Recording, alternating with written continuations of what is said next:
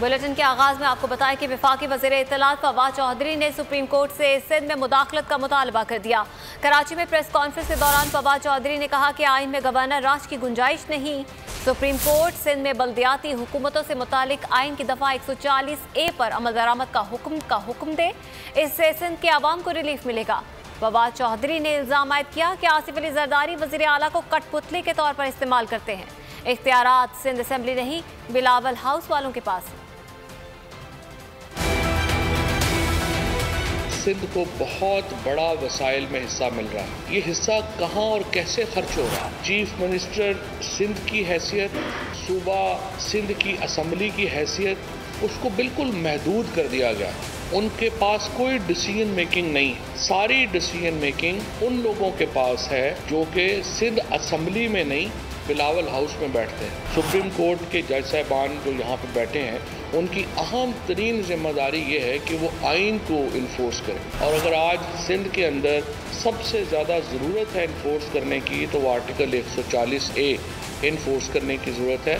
और सिर्फ मनपसंद ठेकेदारों को ठेके दे के आप ये सूबा और कितनी देर चलाएंगे? नैब की तारीख के सबसे बड़े प्ली बार्गेन सिंध के केसेस में हुए हैं, और ये टिप ऑफ द आइसबर्ग है जो पैसा नैब को सिंध से मिला है, क्योंकि असल पैसा दुबई चला गया है, लंदन चला गया है। ईंट का जवाब पत्थर। वजीर तालीम सिंध का फवाद चौधरी पर जवाबी वार। वफाकी वजीर को अजीब मखलूक करार दे दिया। कराची में प्रेस कॉन्फ्रेंस के दौरान सूबाई वजीर सईद गनी ने कहा कि PTI की मरकज में मांगे तांगे की हुकूमत है। फवाद चौधरी अपने नाराज कारकुनों को मनाने कराची आते हैं। सूबाई वजीर ने सिंध हुकूमत पर तनकीद के जवाब में वफाकी वजीर इत्तलात, वजीर आजम और बुजदार की खामियां गिनवाई। उनका मजीद कहना था कि सच बात कहने पर वजीर आला सिंध विफाक को पसंद नहीं। वफाकी हुकूमत को कोई टफ टाइम देता है तो वो मुराद अली शाह हैं। पंजाब में बल्दियाती इदारों को अदालती हुक्म पर बहाल नहीं किया गया।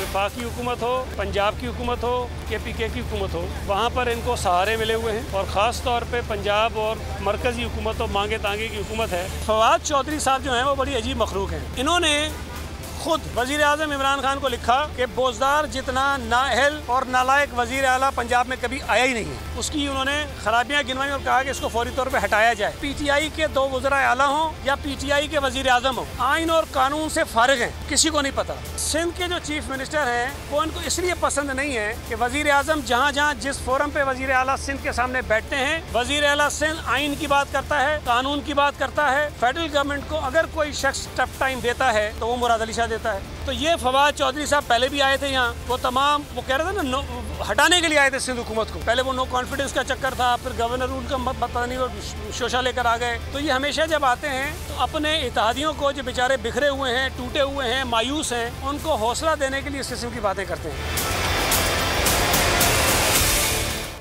और साथ साथ बिलावल भुट्टो जरदारी ने बजट में टैक्स लगाने के अमल को जालिमाना करार दे दिया। कहते हैं कि हुकूमत ने इस्तेमाल की कोई ऐसी शय नहीं छोड़ी जिस पर टैक्स ना लगाया हो। जबकि पाकिस्तान पीपल्स पार्टी के सेनेटर सलीम मांडवीवाला ने खबरदार किया है कि आवाम पेट्रोल 20 रुपए फी लीटर महंगा होने के लिए तैयार हो जाएं, चीनी भी महंगी होगी।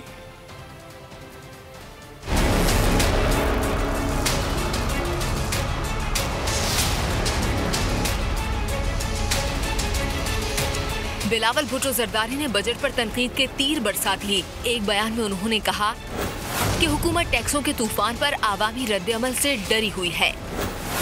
उन्होंने बजट में टैक्सों के नाम पर आवाम की जेब पर डाके को मुस्तरद कर दिया और कहा कि इमरान खान के आवाम दुश्मन मुआशी इक़दामात को बेनकाब करता रहूंगा। इस्लामाबाद में न्यूज कॉन्फ्रेंस के दौरान सलीम मांडवीवाला ने कहा कि वजीर खजाना ने इनडायरेक्ट टैक्स लगाकर तबाही कर दी। 27 बिलियन नए indirect taxes impose. Finance minister ने बात की कि हमने कोई डायरेक्ट टैक्स नहीं लगाया, इनडायरेक्ट टैक्स लगा के उन्होंने तबाही कर दी। इन्फ्लेशन नहीं क्रिएट करेगी, ये आम आदमी की जेब पे भी डाका है।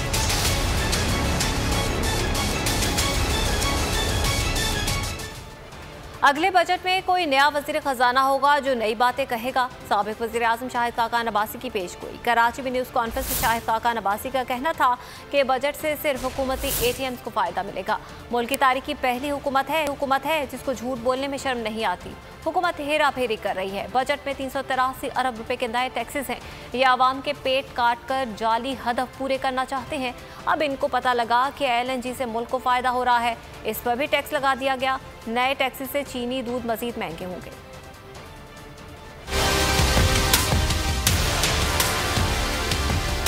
जो खुर्दनोश की अशिया हैं, फूड इन्फ्लेशन 15% से ज्यादा, इन दोनों चीजों का जिक्र आप वजीर खजाना की तकरीर में नहीं देखेंगे और फर्क कोई नहीं पड़ता, क्योंकि अगली दफा कोई और वजीर खजाना होगा, चौथा है बादशाह आ जाएगा, वो नई बातें शुरू कर देगा। LNG और RLNG जो एक जमाने में गाली समझी जाती थी, आज पता चला है कि सैकड़ों अरब का कैश फायदा LNG हर साल पाकिस्तान को देता है। जो दस्तावेज सामने आई हैं उनके हिसाब से कम 383 अरब रुपए के नए टैक्सेस हैं और उस पर सितम ये है कि 265 इनडायरेक्ट टैक्सेस हैं। बार बार कहा जाता है जी नए टैक्स नहीं लगेंगे, नए टैक्स नहीं लगेंगे। जरा आवाम को बता दें यार, आप नए टैक्स लगा रहे हैं या नहीं लगा रहे। असासे बेचकर इनकम हासिल नहीं की जा सकती, ये अकाउंटिंग का मुरवजा असूल है। मुल्क टैंकों से नहीं, सियासी इस्तेहकाम से माशी तौर पर मजबूत होते हैं। 70 साल से मुल्क के लोगों को मुल्क चलाने नहीं दिया गया। अगर ऐसा होता तो पाकिस्तान भारत बांग्लादेश से आगे होता। नून लीग के रहनुमा एहसन इकबाल का लाहौर में जामिया नईमिया की तकरीब से खिताब। कहा, हर 10 साल बाद हम फिर उसी दायरे में आ जाते हैं जहां से शुरू करते हैं। उनका कहना था कि हर उस कानून की मुखालिफत करेंगे जो मदारिस को तालीम से रोकेंगे।